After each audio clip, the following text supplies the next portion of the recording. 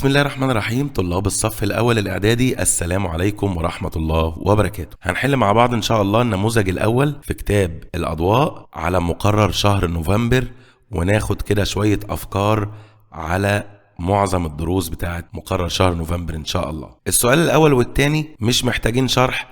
هنا بيقول لي مجموع طولي أي ضلعين في مثلث نقط الضلع الثالث. أقول له أنت جبت لي ضلعين، بتقول لي مين الأكبر، الضلعين ولا الضلع؟ أقول له أكيد الضلعين.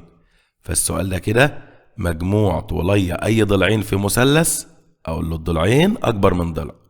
لو كان عكسها وقال لي طول ضلع في مثلث نقط مجموع ضلعين، أقول له الضلع أصغر من ضلعين. لكن أنت هنا جايب لي ضلعين، أقول لك أكبر من الضلع. السؤال التاني برضو كلنا عارفينه، مجموع قياسات الزوايا الداخلة للمثلث، أقول له 180.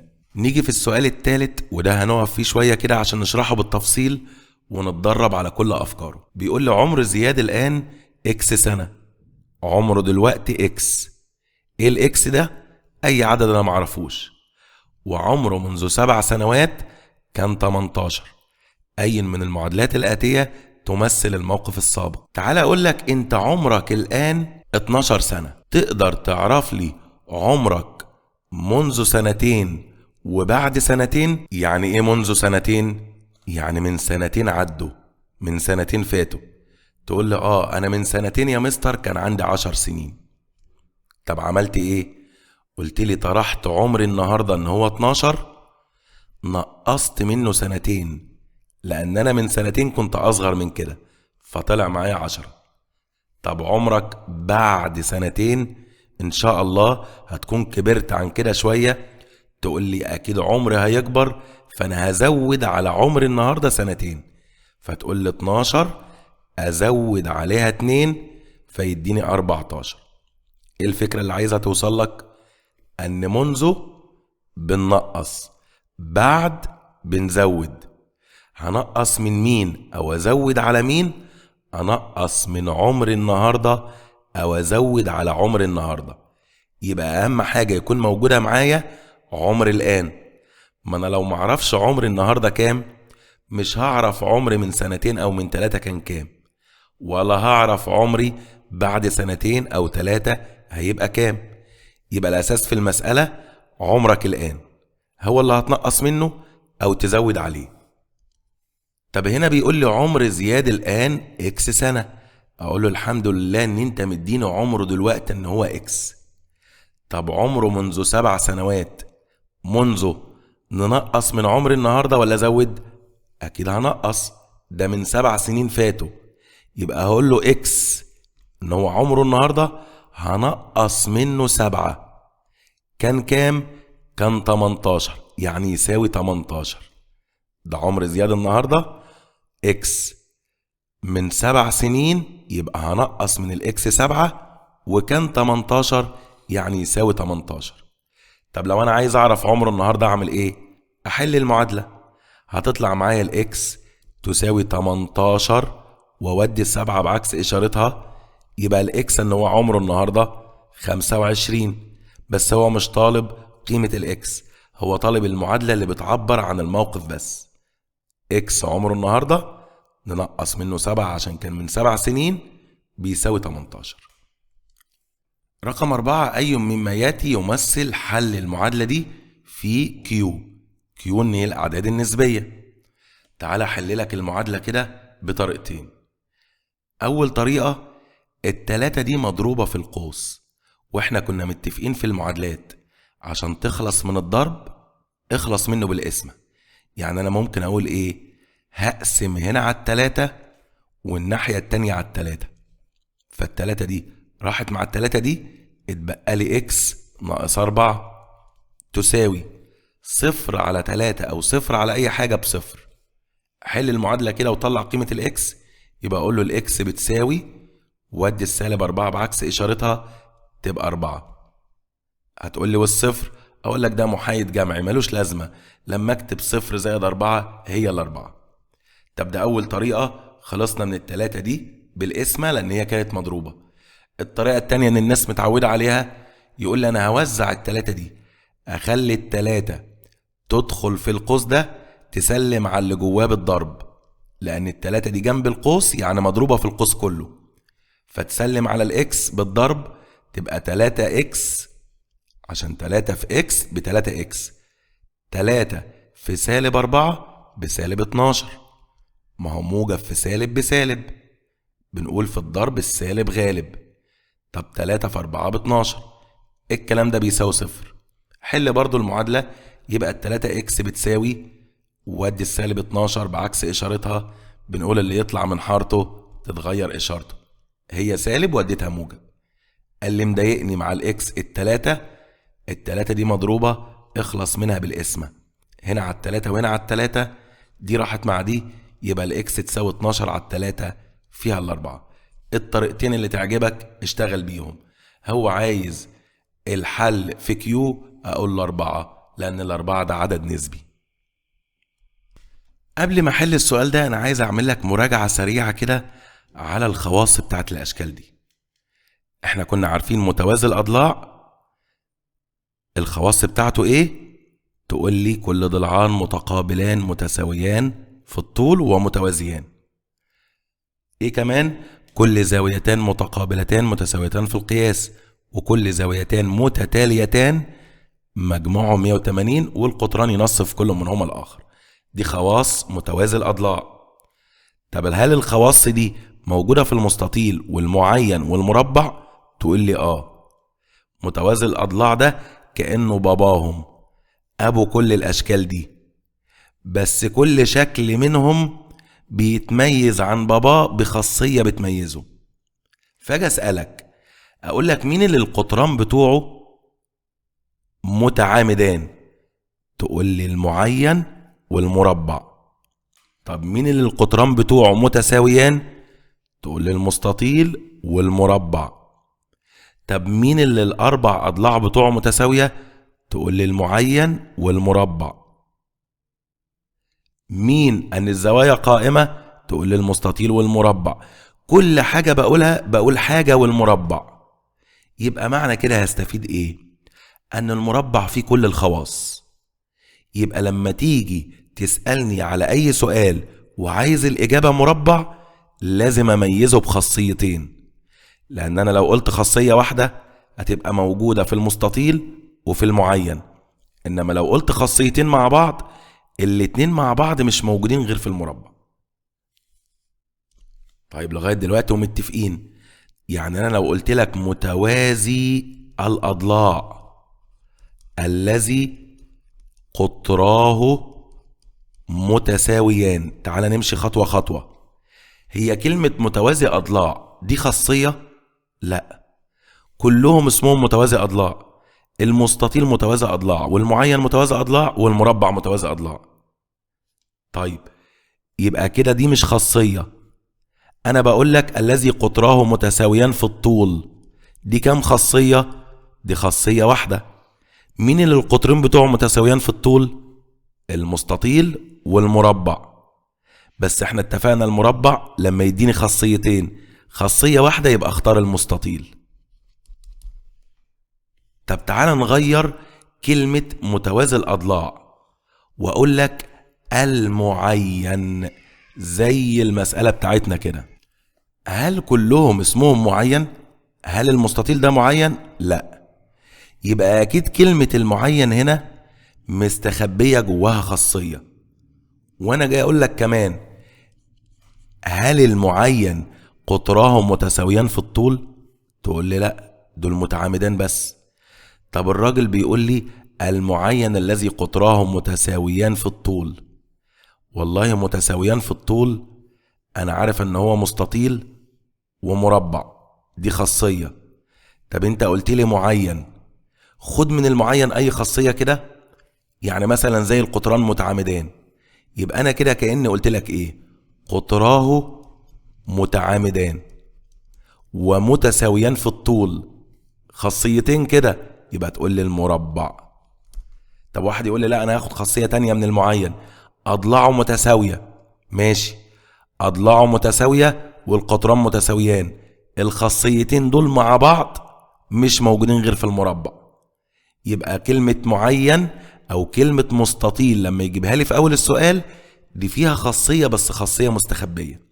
وهدي لك كمان خاصية هنا، يبقى خاصيتين مع بعض اكيد مش موجودين غير في المربع. يبقى كده انا هختار هنا المربع. في السؤال ده بيقول لي في الشكل المقابل O تنتمي للمستقيم AB.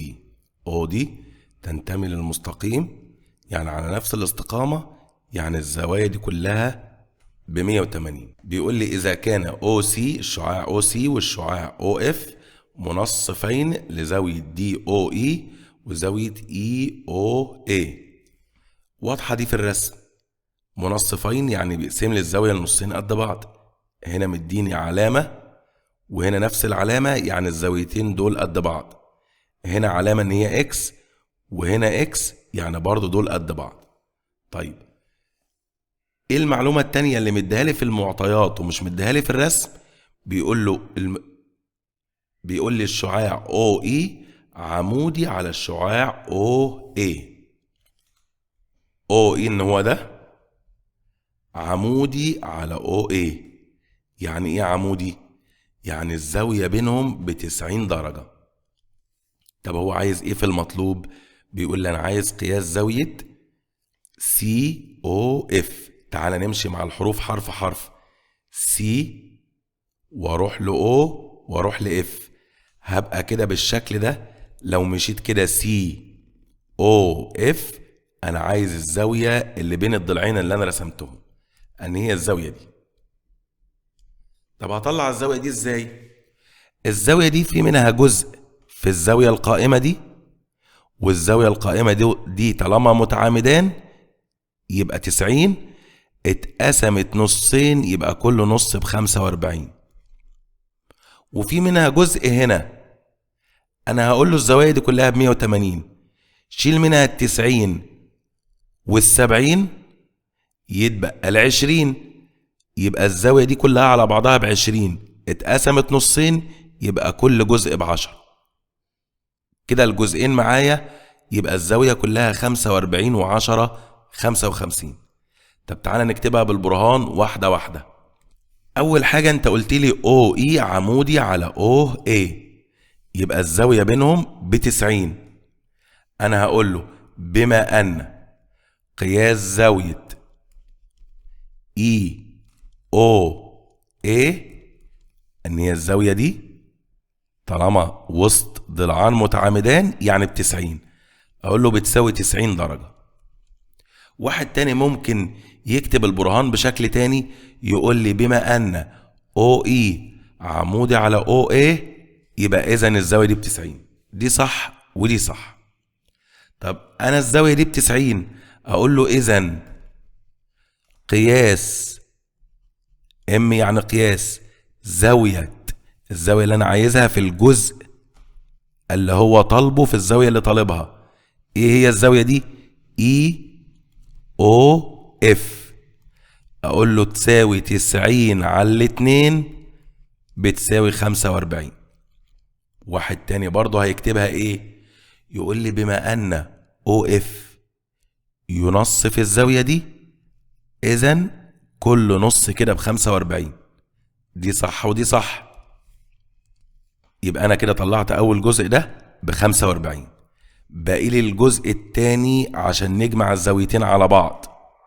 أنا هطلع الإكسين دول مع بعض أن هي الزاوية كلها، وبعد كده بقسمهم على الاتنين عشان هما قد بعض. أقول له بما أن قياس زاوية DOE، أو عايز تديله السبب قول له بما أن O تنتمي للشعاع AB أو للمستقيم AB. الO دي تنتمي للمستقيم ده، يبقى معنى كده إن الزوايا كلها اللي عليها ب180. يبقى معنى كده إن إذن قياس زاوية DOE إن هي الزاوية دي DOE تساوي ال180 أنقص منها ال90 بس بين قوسين كده زائد ال70. ال90 إن هي الزاوية القائمة دي وال70 اللي معايا، فيديني الكلام ده على الآلة الحاسبة بس أدخلهم بأقواسهم يديني 20. اقول له اذا طالما الزاوية دي كلها ب20 وهي اتقسمت نصين يبقى كل نص ب10. انا محتاج النص ده بس، محتاج النص ده. اقول له اذا قياس زاوية COE اللي انا محتاجها تساوي 20 على الاتنين، يعني بتساوي 10 درجات. معاك دي ب10 ودي ب45، اجمعهم هما الاتنين يديلك الزاوية اللي هو عايزها. يبقى تقول له اذا قياس زاوية COF بتساوي 45 زائد 10، يعني بتساوي 55. السؤال التاني بيقول لي مستطيل طوله يزيد على عرضه بمقدار 4 أمتار، فإذا كان محيطه 68 مترا أوجد بعديه. عايزك الأول قبل ما تحل تبقى عارف محيط المستطيل، الطول زائد العرض الكل في 2، وتبقى عارف ان بعديه يعني البعدين بتوع المستطيل ان هو الطول والعرض. طيب في بداية المسألة بيقول لي طوله يزيد على عرضه بمقدار 4 أمتار، مين الأزيد؟ الطول. يبقى أنا لازم الأول أفرض الطول والعرض اللي أنا معرفهمش بمتغير زي الإكس أو الواي. اللي بيزيد الأكبر هو الطول، بيزيد عن العرض بمقدار 4، يعني أنا لو فرضت أن العرض إكس يبقى أكيد الطول بيزيد عنه ب4، يعني الطول الإكس أزود عليها 4، عشان هو قال لي الطول بيزيد عن العرض بمقدار 4 أمتار. من الفرض اللي أنا فرضته ده أروح أكون المعادلة بيكلمني هنا على محيط. أقول له محيط المستطيل أنا عارف أن هو الطول زائد العرض في 2، يبقى أنا هعمل الكلام ده بالفرض اللي أنا فرضه. الطول إكس زائد 4 زائد العرض أن هو إكس، الكلام ده مضروب في 2، ده المحيط. طب انت مديني المحيط كام؟ 68، يعني اقول له يساوي 68. حل المعادلة دي يا اما تخلص من الاتنين دي بانك تقسم هنا على الاتنين وهنا على الاتنين، يا اما توزعها. بس قبل ما اقسم او اوزعها تعالى الاول نصفي الاقواس دي عشان فيها حدود متشابهة، فيها هنا اكس وهنا اكس، اجمعهم اكس واكس يبقى 2 اكس، والزائد 4 دي نزلها زي ما هي. الكلام ده بيساوي 68. وزع كده الاتنين، 2 في 2 اكس ب4 اكس، 2 في 2 ب4 ونزلت الاكس، زائد 2 برضو في 4 ب8، الكلام ده بيساوي 68. بقت معادلة سهلة خالص. اقول له يبقى ال4 اكس بتساوي 68، ونودي ال8 بعكس اشارتها تبقى -8، يبقى ال4 اكس بتساوي 68 ناقص 8 يدينا 60. هنقسم هنا على 4 وهنا على 4، يبقى دي راحت مع دي، يبقى الاكس الواحدة بتساوي 60 على 4 فيها ال15. هو الراجل كان عايز قيمة اكس ولا كان عايز البعدين؟ لا، عايز البعدين، ان هما الطول والعرض. العرض كنت فرض ان هو اكس والطول ازيد منه ب4، يعني اكس زائد 4. كل اللي هتعمله انك تعوض بقيمة الاكس، يبقى تقول له الطول اللي هو كان اكس زائد 4، انا عرفت الاكس كده دلوقتي ب15، يعني 15 زائد 4، يعني الطول ب19، والتمييز هنا مديهولي بالمتر يبقى 19 متر. والعرض انا كنت فارض ان هو اكس، يبقى العرض اكس، ان هي الاكس اللي طلعت معايا ب15، يبقى العرض كده 15 متر. عايز اتاكد انا صح ولا غلط. الطول اهو طلع معايا 19 والعرض 15، فعلا الطول بيزيد عن العرض ب4. طب الحاجه التانية اللي اتاكد بيها، قول 19 زائد 15 واقفل القوس كده واضرب في 2 هيدي لك 68، ان هو محيط المستطيل الطول زائد العرض في 2 هيديني 68. رقم 3 سؤال سهل، بيقول لي أوجد مجموعة حل المعادلة دي في ان هي الأعداد الطبيعية اللي هي فيها صفر وواحد واتنين وتلاتة، يعني فيها الصفر والموجب. يعني معنى كده لو طلع لي الحل عدد سالب أقول له مجموعة الحل فاي، لأن الأعداد الطبيعية ما فيهاش سالب. لو طلع لي كسر أقول له برضو فاي، لأن الأعداد الطبيعية ما فيهاش كسر. طب تعالى نحل. أقول له الإكس لوحدها تساوي صاحبة المكان هنا السبعة، والاتنين تروح الناحية التانية بعكس إشارتها تبقى سالب اتنين، يبقى الإكس بتساوي 7 ناقص 2 5، والخمسة ده عدد طبيعي، يبقى مجموعة الحل بتساوي 5. رقم 4 إذا كان طول ضلع مربع هو إكس، اكتب المعادلة المناسبة التي تعبر عن محيط المربع ومساحة المربع. طيب لازم أبقى عارف برضو القوانين. محيط المربع طول الضلع في 4، أو مجموع أطوال أضلاعه.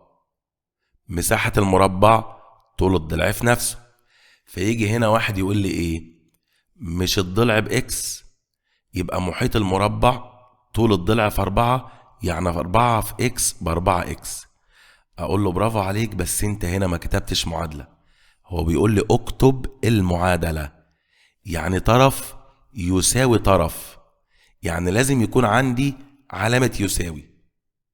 فعشان أخليها معادلة وطرف يساوي طرف أقول له والله محيط المربع ده إكس زائد إكس زائد إكس زائد إكس، إن هو مجموع أطوال أضلاعه.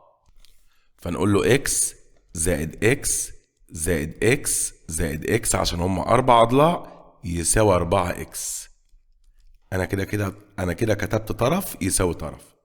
طب مساحة المربع طول الضلع في نفسه، يعني إكس في إكس، ده طول الضلع في نفسه بيساوي إيه؟ هي فكرة لسه ما خدتهاش شوية. إكس في إكس لما تضرب أساسات متشابهة، يعني هنا إكس وهنا إكس، نزل إكس واحدة منهم واجمع الأسس. مش مكتوب أس هنا يعني أس واحد، وهنا مش مكتوب أس يعني برضو أس واحد، يبقى واحد وواحد 2، يبقى إكس أس 2. لما أضرب أساسات متشابهة بنجمع الأسس، يبقى الناتج إكس أس 2 أو إكس تربيع.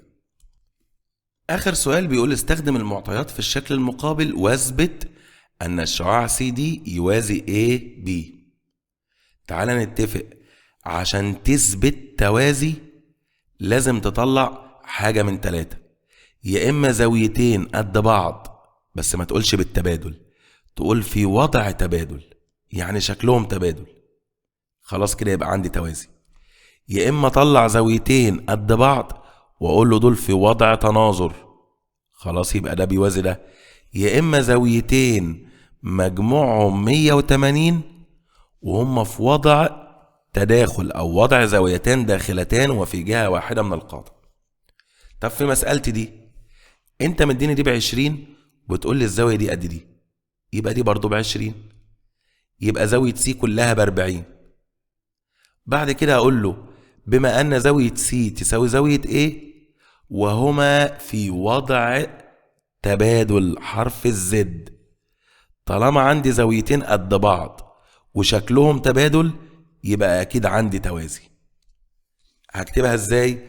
أقول له بما أن قياس زاوية سي، أو عايز تقولها A C D كلها على بعض ماشي، لو قلت سي يبقى أنا أقصد سي كلها، دي زي دي. قياس زاوية A C D بتساوي 20 زائد 20، يعني بتساوي 40 درجة. إذن أنا كده استفدت أن دي ب40 ودي قدها ب40، يبقى أقول له إذن قياس زاوية ACD اللي هي اللي تحت طلع يساوي قياس زاوية A كلها، أو عايز تقولها BAC برضو براحتك. قلت له كده الزاوية دي طلعت تساوي الزاوية دي وهما في وضع تبادل، ما اقولش بالتبادل. اقول بالتبادل لو هو قال لي ده بيوازي ده، اقول له اذا الزاويه دي قد دي بالتبادل. لكن انا عايز اثبت توازي، اقول له وهما في وضع تبادل، يعني شكلهم كده تبادل وطلعوا قد بعض، يبقى اكيد عندي توازي. يبقى اذا الشعاع سي دي بيوازي الشعاع اي بي زي ما انت طالب. طالما طلعت زاويتين قد بعض في وضع تبادل يبقى عندي توازي. وبكده يبقى خلصنا النموذج الاول. اتمنى يا رب تكونوا استفدتوا وتكونوا فهمتوا. يا ريت اللي بطلبه منك عشان تفيد غيرك والفيديو يوصل لاكبر عدد، ما تنساش تعمل لايك للفيديو وتشاركه عشان يوصل لاكبر عدد وغيرك يستفيد. اتمنى لكم كل توفيق واترككم في رعاية الله وامنه، والسلام عليكم ورحمة الله وبركاته.